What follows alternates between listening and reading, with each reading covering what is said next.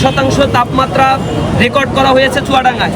ধারাবাহিকভাবে সমুদ্রের পৃষ্ঠের উচ্চতাগুলো বেড়ে যাচ্ছে এবং সমুদ্র তীরবর্তী অঞ্চলগুলোতে আমরা দেখতে পাচ্ছি ধীরে ধীরে তার পরিমাণ, সমুদ্রের তীরবর্তী এলাকাগুলোতে পানির পরিমাণ বেড়ে যাওয়ার কারণে নানা ধরনের দুর্যোগ, জলোচ্ছ্বাস, সিডর, আইলার মতো দুর্যোগগুলো ঘটছে, যার ফলশ্রুতিতে উপকূলীয় এলাকার মানুষগুলো অনেক বেশি দুর্যোগের মধ্যে তাদের দিনাতিপাত করতে হচ্ছে। এবং এটা ধারণা করা হচ্ছে, যারা আবহাওয়া নিয়ে গবেষণা করেন তারা প্রেডিকশন করে বলেছেন আগামী 2050 সালের মধ্যে বাংলাদেশের উপকূলীয় এলাকাগুলোর 17% পানির নিচে তলিয়ে যেতে পারে, যার ফলে এখানে প্রায় 9 থেকে 15 লক্ষ মানুষ যারা বাস্তুচ্যুত হবে, যাদের কর্মসংস্থান তারা হারাবে। এটা আমাদের জন্য অনেক বড় দুর্ভোগের বিষয়, দুর্ভাগ্যের বিষয়। বাংলাদেশের আবহাওয়া পরিবর্তনের কারণে আমরা আরও বেশি বিষয়ের সাথে লক্ষ্য করছি এদেশের জনগণের জীবনযাত্রার মান পরিবর্তন হয়ে যাচ্ছে। হিট স্ট্রোকের পরিমাণ বৃদ্ধি পাচ্ছে, প্রাকৃতিক দুর্যোগের পরিমাণ ধীরে ধীরে বৃদ্ধি পাচ্ছে। এই প্রাকৃতিক দুর্যোগের কারণে আমরা দেখছি প্রতি বছরই উপকূলীয়বর্তী এলাকার মানুষের মধ্যে তারা বাস্তুচ্যুত হচ্ছে, তাদের কর্মসংস্থান হারাচ্ছে, তারা নিজেদের ঘর বাড়ি বাদ দিয়ে ঢাকাসহ শহরের এলাকাগুলোতে তারা পাড়ি জমাচ্ছে। ধীরে ধীরে বেকারের পরিমাণ বেড়ে যাচ্ছে। এই জায়গা থেকে প্রতিরোধ করার জন্য সরকারকে আশু পদক্ষেপ গ্রহণ করতে হবে। প্রতি বছরই জলবায়ু সম্মেলন হয়, 31টি সম্মেলন ইতিমধ্যেই অনুষ্ঠিত হয়েছে, কিন্তু জলবায়ু পরিবর্তনের কারণে যে দেশগুলো ভালনারেবল অবস্থায় রয়েছে সেই দেশগুলোকে কার্যকর পদক্ষেপ গ্রহণের জন্য উন্নত দেশগুলো যে ধরনের ফান্ডিং দেওয়া দরকার তা দিচ্ছে না। জলবায়ু পরিবর্তনের জন্য আমাদের মতো দেশ, অনুন্নত দেশগুলো কার্বন ডাই অক্সাইড নিঃসরণের সবচেয়ে বেশি ক্ষতির মুখোমুখি হচ্ছে। আর সবচেয়ে বেশি যারা কার্বন আরোহণ করে যুক্তরাষ্ট্র, রাশিয়া, পার্শ্ববর্তী ইন্ডিয়া অথবা চায়না, সেই দেশগুলো কার্বন আরোহণ করার ফলে আমাদের মতো অনুন্নত দেশগুলোর উপরে অনেক বেশি চাপ পড়ছে এবং জলবায়ুর এই পরিবর্তনগুলো ঘটছে। এই জায়গা থেকে অতি দ্রুত পদক্ষেপ গ্রহণের জন্য বিশেষজ্ঞরা দুই ধরনের কথা বলে, একটা হচ্ছে অভিযোজন প্রক্রিয়া আর একটা হচ্ছে প্রশমন প্রক্রিয়া। দুই প্রক্রিয়ার মধ্য দিয়ে এই জলবায়ু পরিবর্তনের এইটা আমাদের রোধ করতে হবে। যদি সেটা না রোধ করতে পারি বাংলাদেশের জন্য বড় ধরনের দুর্যোগ অপেক্ষা করছে। আমরা আহ্বান জানাই জনগণের কাছে, আমরা জলবায়ুর এই ক্রমবর্ধমান যে ঊর্ধ্বগতি এবং যাতে জনজীবন বিপর্যস্ত হয়ে পড়ছে, 40 ডিগ্রি সেলসিয়াসের উপরে গ্রীষ্মকালীন সময়ে তাপমাত্রা বৃদ্ধি পাচ্ছে, এগুলো রোধ করার জন্য কার্যকর ব্যবস্থা গ্রহণ করতে হবে। সেক্ষেত্রে শুধুমাত্র সরকারের ব্যবস্থা গ্রহণ করলে হবে না, জনগণেরও এখানে দায়বদ্ধতা আছে। এ কারণে আমরা বাংলাদেশের শহরগুলো এবং প্রত্যন্ত এলাকাগুলোতে বৃক্ষরোপণ কর্মসূচি গ্রহণ করেছি। ইসলামী ছাত্র শিবির প্রতি বছরই এই বৃক্ষরোপণ কর্মসূচি ঘোষণা করে এবং তাদের যে জনশক্তি রয়েছে, লক্ষ লক্ষ জনশক্তিকে আমরা এই ব্যাপারে নির্দেশনা দেই। প্রতিজন জনশক্তি একটি করে ফলজ, একটি বনজ এবং একটি ঔষধি, টোটাল তিনটি করে বৃক্ষরোপণ এবং বৃক্ষের চারা তারা বিতরণ করবে।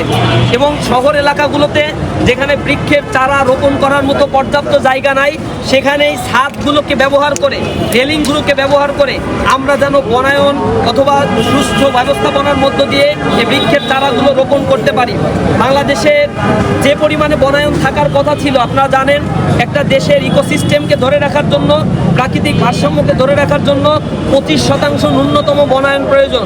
সরকারের হিসেব অনুযায়ী বাংলাদেশে মাত্র 12% বনায়ন রয়েছে, কিন্তু বেসরকারি হিসেব অনুযায়ী এই বনায়নের পরিমাণ 9%-রও নিচে রয়েছে। সুতরাং এটা একটা দেশের জন্য অনেক বড় ক্ষতির কারণ হয়ে যেতে পারে। বড় ধরনের প্রাকৃতিক দুর্যোগ ঘটে গেলে হাজার হাজার মানুষের জীবন নাশের আশঙ্কাও রয়েছে। সেই জায়গা থেকে জনগণকে এগিয়ে আসতে হবে। আমাদের স্লোগান এ কারণে, একটি হলেও বৃক্ষরোপণ করব জনে জনে, সবুজ দেশের সুস্থ বাতাস লাগুক সবার প্রাণে। আমরা একটা হলেও প্রতি জনগণ যেন বৃক্ষরোপণ করি, এ ব্যাপারে উদ্যোগী হতে হবে। দ্বিতীয়ত সরকারের প্রতি আমরা আহ্বান জানাই, এই বৃক্ষরোপণের ক্ষেত্রে আপনাদের যে মন্ত্রণালয়গুলো, জলবায়ু মন্ত্রণালয় কাজ করে, অথবা আমরা দেখতে পাই কৃষি মন্ত্রণালয় অথবা পরিবেশ মন্ত্রণালয়, অধিদপ্তরগুলো কাজ করছে, কিন্তু কার্যকর কোনো ব্যবস্থা গ্রহণ করা হয় না। এখানে তাল গাছ রোপণের জন্য একবার কর্মসূচি গ্রহণ করা হয়েছিল, কিন্তু সেই তাল গাছ কোথায় রোপণ হয়েছে আর টাকা কোথায় গিয়েছে এটা আমরা জানি না।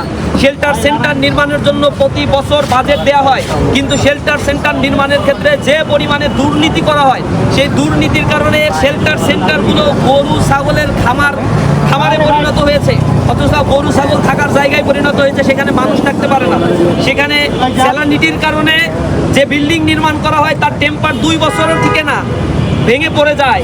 এরপরে যে এলাকাগুলোতে বৃক্ষরোপণের জন্য, জলবায়ু নিয়ন্ত্রণের জন্য আরও বিভিন্ন কাজে যে ধরনের বাজেট বরাদ্দ দেওয়া হয়, সরকারের পৃষ্ঠপোষকতায় সেই বাজেটগুলো কর্তা ব্যক্তিরা ভক্ষণ করে নেয়।